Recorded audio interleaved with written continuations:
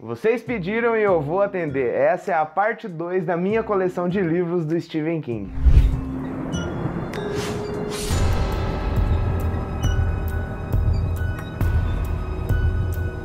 E é isso, meus amigos, sejam muito bem-vindos a mais um vídeo. Essa é a parte 2, então, da minha coleção de livros do mestre. No vídeo anterior eu mostrei vários livros da minha coleção, na verdade eu tô fazendo por ordem cronológica, então paramos ali em It, em 86, então, né, no lançamento do It. E agora vamos continuar com a coleção, sem muita enrolação, não tem introdução hoje, vamos direto. Se você não assistiu o vídeo anterior, clica aí pra ver, mas não precisa ver antes, né, porque é só a minha coleção. E só quero pedir pra você que ainda não é inscrito, se inscreva no canal já deixa o like, porque eu baguncei minha estante sem precedentes aqui, então eu acho que eu mereço a curtida. E por favor, se você não tá inscrito ainda, se inscreva, porque queremos chegar nos 2.000 inscritos até o final do ano. Você acha que é possível, amor? Acho, se inscreverem. Se vocês ajudarem aí o seu amigo que tá alegrando toda quarta-feira aí, já faz um ano sem nunca faltar nenhuma quarta-feira, acho que eu mereço sua inscrição, para que a gente cresça esse canal cada vez mais. Então vamos continuar na minha coleção de livros do mestre. Então, em 87, depois de It, ele lançou 2 outros livros. Eu disse que eu não tava falando lá, né? Não vou falar os que eu não tenho, eu disse no vídeo anterior, mas agora eu tô com um saco, então eu vou falar 2. Ó. Ele lançou Olhos do Dragão, que é um livro de fantasia, que é super conectado com os livros da Torre Negra. Eu ainda não li, eu tenho muita vontade. Quem leu aí Os Olhos do Dragão, deixa aí se vale a pena ou não. Logo depois ele lançou o volume 2, né?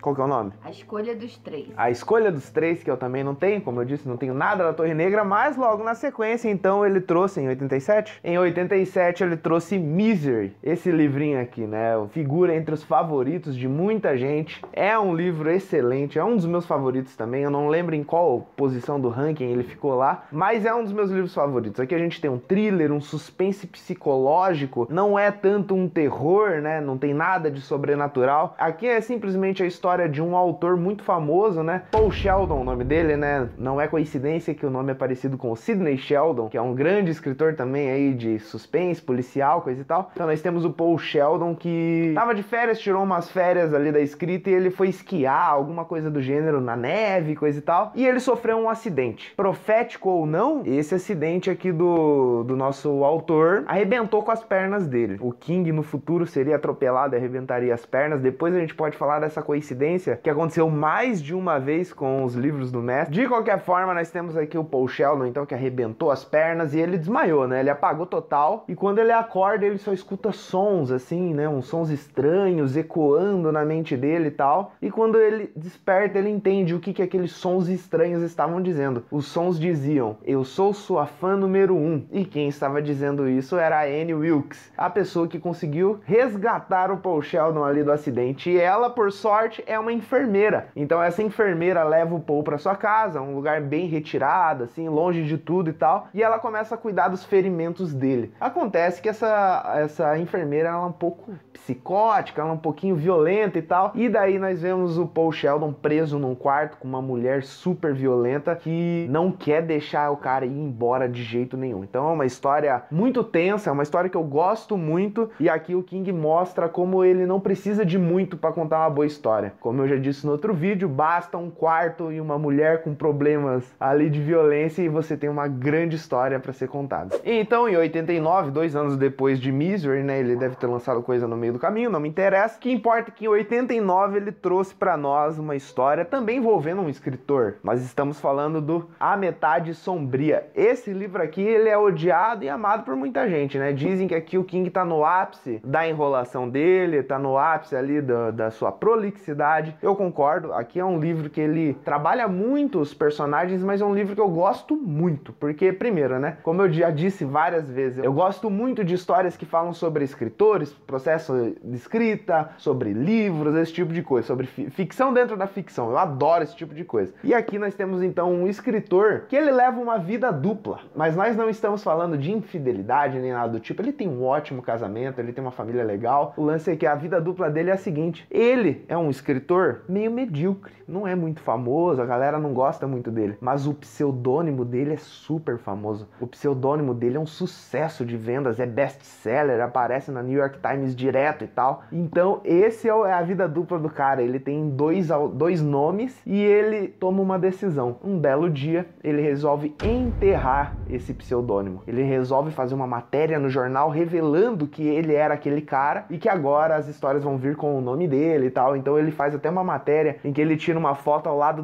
do túmulo do pseudônimo dele, e depois disso, é claro, coisas estranhas começam a acontecer. Assassinatos super brutais acontecem com todas as pessoas que estiveram envolvidas com o enterro desse pseudônimo. Uma coisa muito estranha, além de tudo, é que esses assassinatos estão acontecendo com as digitais do próprio autor. O que aconteceu é que o pseudônimo ganhou vida e ele está louco para se vingar. Basicamente essa é a sinopse. Eu posso ter errado no lance da digital, tem uma polêmica em relação às digitais, não me lembro. O grande lance é que aqui o pseudônimo ganha vida e começa a assassinar geral. O King escreveu esse livro com muita raiva, porque ele tava meio puto que a galera meio que forçou o pseudônimo do próprio King a ser eliminado, né? Não sei se vocês lembram, ele tinha o Richard Bachman, que era para escrever algumas histórias com um tom um pouco diferente, umas temáticas levemente distorcidas das quais o King mesmo trabalha. É principalmente o tom. Ele, pelo que eu sei, eu li poucas histórias do Richard Bachman, mas era um tom um pouco mais violento. Então ele gostava disso, ele dizia até aqui mesmo, ele diz nas notas no final, que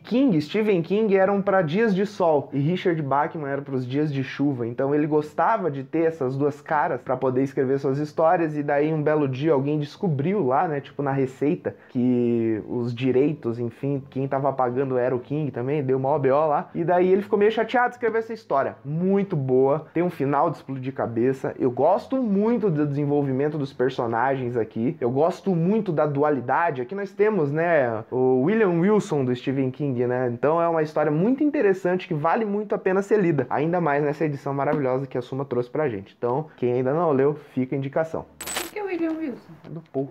Tem um cara chamado William e tem outro cara chamado Wilson, entendeu? E o William é um cara muito legalzinho, gente boa e tal, não sei o quê. E o Wilson é um praga. Só que esse praga, ele tá focado em destruir tudo que o William faz. Ok. Isso é a história do Paul. E daí, tipo, o William tá lá, não sei o quê, jogando apostas e ele tá roubando. Ele tem um monte de carta na manga. O Wilson aparece do nada e começa a falar pra ele: ei, galera, ele tem carta na manga, e sai fora. Ele é um sabotador do William, entendeu? E daí, ó, só pra você ter só um micro spoiler, o Wilson em inglês é filho do Will. Ah, ok. O William e o Wilson, entendeu? No final, quando ele vai assassinar o Wilson, ele tá puto, ele vai lá e dá uma espadada, dá uma facada no Wilson, e o que acontece?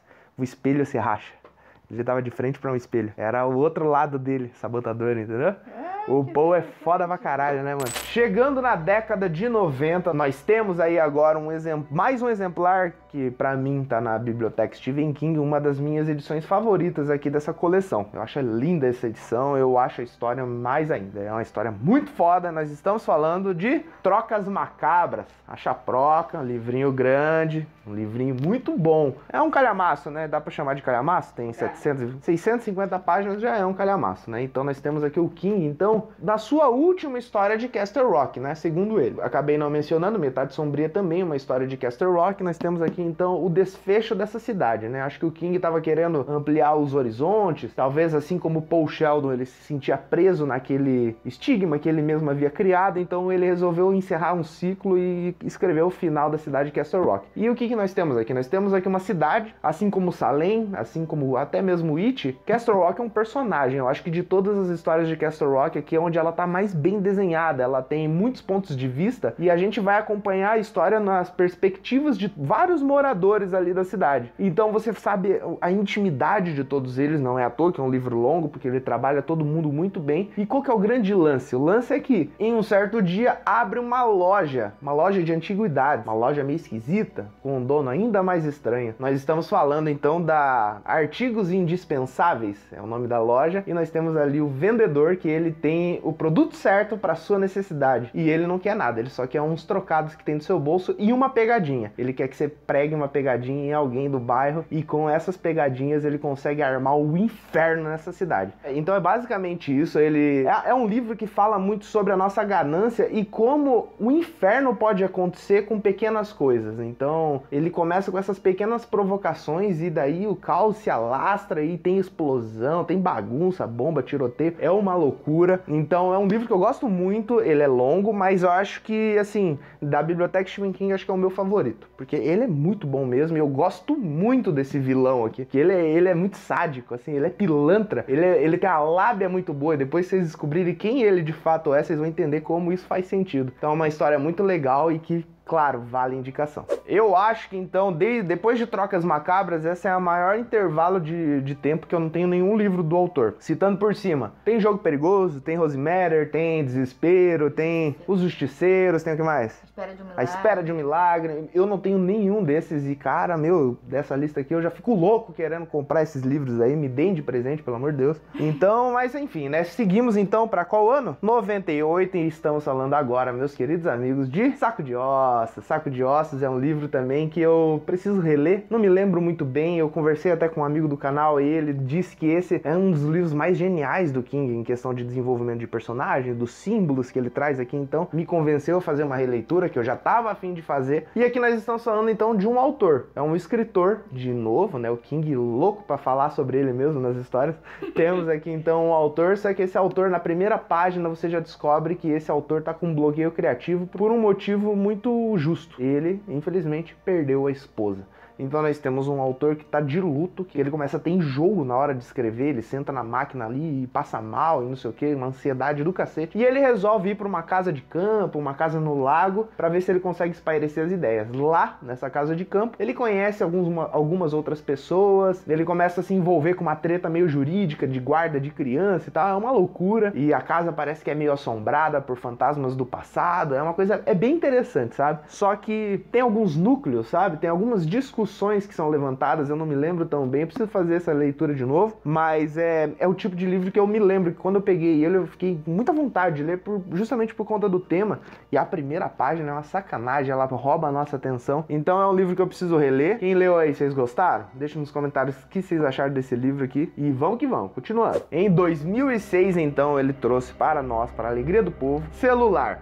A galera detesta esse livro datado, livro meio antiguinho já, e eu também não gosto, tá na minha lista dos que eu não gosto lá, tem um final tenebroso, é uma road trip, né, uma história de um planeta que caiu em desgraça depois que algumas ligações começaram a ser feitas. Na verdade, esse evento ficou conhecido como O Pulso. O Pulso aconteceu, os celulares tocaram, as pessoas atenderam e elas viraram zumbis. É muito interessante, o começo vai assim a 1000 por hora, depois desacelera, tem umas mortes e tal, e tem o final anticlimático. O King diz que o final pra ele tava muito óbvio. Ele corta, o final é assim, ó, pau, você não vai saber o que acontece. Fim. Ele diz nas notas, lá na edição de Cujo, ele diz o final. Cuidado pra quem vai pegar Cujo na edição da biblioteca, porque tem spoiler de vários livros lá, hein? Fica ligeiro. Mas enfim, ele diz lá o final, não me convence, eu não gosto. Eu gosto do desenvolvimento, mas o final é sacanagem e tal. É um livro que eu não gosto e é um dos que eu menos tenho vontade de ler de novo. Olha só, presta atenção, em janeiro de 2006 ele lançou Celular. Em outubro, no Halloween, ele publicou então Love, a história de Lizzie. Esse livro aqui é o contraponto de Saco de Ossos. Sabia disso? Quem sabia? Sabia disso, amor? Não. Porque lá nós temos um autor que está sofrendo luto pela esposa perdida. Aqui nós temos uma esposa que perdeu um marido que era autor. Mas não tem nada a ver, né? São dois casais diferentes, é só porque ele mudou o ponto de vista aqui e aqui ele brilhou. Na minha opinião, o King brilhou nessa história aqui. Porque tem sobrenatural, tem terror, tem assassinato dentro da própria família, tem umas loucuras assim e tal, bem King mesmo, mas não é o foco. Aqui nós temos os sentimentos de uma mulher em luto, os segredos de um marido, de onde ele tirava suas ideias, como era esse casamento, a história de um casamento, sabe? Então ele se arrisca, entra em vários tempos narrativos, tem muitos flashbacks. E então esse é um livro que eu gosto muito. De novo, né, nós estamos falando de um escritor aqui e eu acho que o King, ele pegou esse livro aqui, ele foi com o coração. Ele diz até que esse é um dos livros favoritos dele. Não é um dos meus, sabe, mas é um livro muito legal. É enrolado, tá? Fiquem atentos, porque aqui ele vai sem pressa nenhuma, mas aqui ele se arriscou, sabe? Ele foi num outro nível da própria escrita. Ele tentou desenhar imagens belas ao mesmo tempo que catastróficas, assim, é de uma melancolia muito intensa, então não vá esperando grandes cenas de ações, tem algumas, mas não espere por isso, é um banho de sentimento. Então é o King se entregando a esse tipo de coisa, eu acho que ele arrebentou muito aqui, não é o meu favorito, é o favorito do autor, um dos pelo menos, mas vale com certeza o nosso voto de fé. Quem ainda não leu, se programe para ler, porque esse livro vale muito a pena mesmo. É o King diferente de tudo que a gente já viu. E então, em 2011, depois de um tempinho aí, deixa eu falar só um detalhe antes de falar desse próximo livro. Vocês perceberam qual que foi o último Torre Negra que ele lançou aí dessa lista? Em 2004, o King soltou o 7º volume da Torre Negra, com seu título, The Dark Tower. Não sei se é um spin-off, eu não sei. Mas 2004, vocês lembram quando foi o primeiro volume da Torre Negra? Em 82 ele soltou o Pistoleiro. Então nós temos em 1982 o Pistoleiro e nós temos em 2004 o 7º volume da Torre Negra. Vocês têm noção do tempo que demorou para ele finalizar essa saga? Cara, é mais de 20 anos para ele lançar. Então a galera, vocês aí ó, que estão enchendo o saco do George Martin, calma. O cara demorou aí 30 anos para acabar essa porra. Deixa o cara descansar um pouquinho e escrever quando der tempo, beleza? Voltando então agora para 2011, nós temos o melhor livro que o King já escreveu, que só perde pra It. E perde dependendo do meu humor, tá bom? Porque tem dia que eu elejo esse aqui o melhor livro. Nós estamos falando de Novembro de 63. Eu não sei, assim, eu coloquei ele como em segundo lugar na minha lista lá, mas é exatamente isso que eu falei. Se eu ler ele hoje, fizer uma releitura hoje, eu vou colocar ele em primeiro, eu tenho certeza, porque esse final é arrasador. É um dos meus livros favoritos, não só do King, como da vida. Nós temos aqui um professor que tem áreas de escritor também. A história inteira é escrita por ele depois do término da própria história, em primeira pessoa. É uma narrativa excelente. E esse professor, ele teve uma grande missão, né? Ele tava de bobeira e daí o dono, o chapeiro dos hambúrgueres do bairro ali, o dono da lanchonete, chama ele: "Ei, cheguei rapidinho, vamos ali nos fundos que eu quero mostrar um negócio pra você." A gente já acha que ele vai mostrar algo meio esquisito, meio estranho, mas não é nada de estranho. Ele só mostra um buraco que leva o nosso personagem de volta no tempo. Ele vai lá para a década de 50 e a missão dele é impedir o assassinato do Kennedy. Então essa é a premissa do livro, um romance histórico, né? Ele é bem acurado, segundo o King diz, metaforicamente, tá? Ele leu uma pilha de livros do tamanho dele para escrever essa história, de tanta pesquisa que ele fez. Ele foi no próprio lugar onde supostamente o Lee Oswald, sei lá o que, tava lá dando o tiro no Kennedy, então ele foi até lá para fazer essa pesquisa. É um livro muito interessante, muito legal mesmo, tocante. O King aqui, ele vai de novo no sentimento e era para ser um romance histórico, mas ele entrega um romance de altíssimo nível, aliado com uma ficção científica, ganhou prêmio de ficção científica e um drama, né? Então é um livro completo que vale muito a leitura. Tá no nosso clube do livro. Se você ainda não leu, você vai esperar pra gente ler junto, porque aqui também tem um crossover com It, que é um dos maiores crossovers da história da humanidade. Quando ele volta no tempo, ele dá uma passadinha em Derry. Então é só pra vocês terem uma noção do que pode vir pela frente. É um livro excelente, tá no Clube do Livro, assim como o It tá no Clube do Livro. Então vamos com calma, mas vamos em frente. Já já nós faremos essa leitura juntos. Então em 2013, estamos chegando ao final, a reta final, né? Nós estamos aí agora 10 anos atrás. Já faz 10 anos, né? Quando você pensa assim também, loucura. Mas enfim, estamos falando agora, meus queridos amigos, de Joyland, um dos livros mais curtos do King, só perde, acho que pra Ascensão. Livro bem curtinho, rapidinho, pra você ler no final de semana. Já trouxe esse livro em outras listas. Melhor livro. E é um dos livros favoritos do King da Nanda, se não o. Não, é o favorito. É o favorito dela, não é o meu. Mas, assim, é um livro muito legal. Pra mim, ele é divertido. Ele tem um clima meio praiano, segundo ela. Ela tem uma vibe, assim, ela sente uma vibe nesse livro que é meio praia, uma vibe parque de verão, sol, sorvete. Ai, que maravilha. Parque de diversão, feno, cocô de cavalo, brinquedo com óleo, cheiro de óleo, pipoca. Ela gosta desse clima, mas pra mim, eu não sei porquê, eu tenho esse livro aqui como um clima cinzento. Eu imagino ele na praia num dia nublado. Pra mim é isso, passa um clima, mas acredito que seja porque ele é muito melancólico, sabe? O personagem, ele tá muito triste, ele é um cara divertido, sabe? A narrativa é em primeira pessoa e o narrador, ele é um cara divertido, ele é carismático. A escrita é muito boa, mas ele tá num momento tenebroso da vida, assim, ele tá muito chateado, ele tomou um pé na bunda, ele não sabe o que fazer com a vida, ele não sabe qual vai ser o futuro dele, ele arranja um trabalho zoado no parque de diversão pra ficar vestindo de cachorro e dançar pras crianças e tal. Então é um livro, assim, que é muito complexo, ainda que seja bem curto. Ele entra em vários pontos da psicologia desse personagem, o que é muito interessante, porque o King já tinha o quê? 50 anos, não faço ideia quantos anos ele tinha aqui, mas ele escreve no ponto de vista de um jovem, adolescente e tal, e o King arrasa nisso daí, cara. Ele consegue falar como uma pessoa dessa idade, ele se conecta muito comigo, porque eu me identifico, mas eu acho que é só um thriller, não tem a vibe terror, não faltou alguma coisa pra mim. A Nanda gosta. É maravilhoso, maravilhoso. A atmosfera desse livro é impecável. É um livro perfeito pra ler no verão. Então, agora, deixando o Joy Island um pouquinho pra trás, chegamos no ano de 2014 e nós começamos esse ano também iniciando a nova obsessão do King. Aqui ele escreveu um livro com uma personagem pelo qual ele iria se apaixonar profundamente. Estamos falando de Miss Mercedes e a personagem é a Holly, a protagonista do livro mais recente que ele lançou, que eu ainda não li. Se alguém quiser me mandar de presente, eu vou aceitar. Não comprei ainda porque tá caro, então quando abaixar preço ou quando vocês me mandarem eu leio. De qualquer forma, aqui ele começou a trilogia Mr. Mercedes, já me dá tudo aí. Temos aqui então os 3 livros dessa trilogia, aqui ó, Mr. Mercedes, Achados e Perdidos e Último Turno. 3 livrinhos, eu não sei os 2014, quais são os anos? 2014, 15 e 16. 14, 15 e 16. Tem um livro entre eles que eu já vou voltar pra falar, mas de qualquer forma já quero falar da trilogia inteira.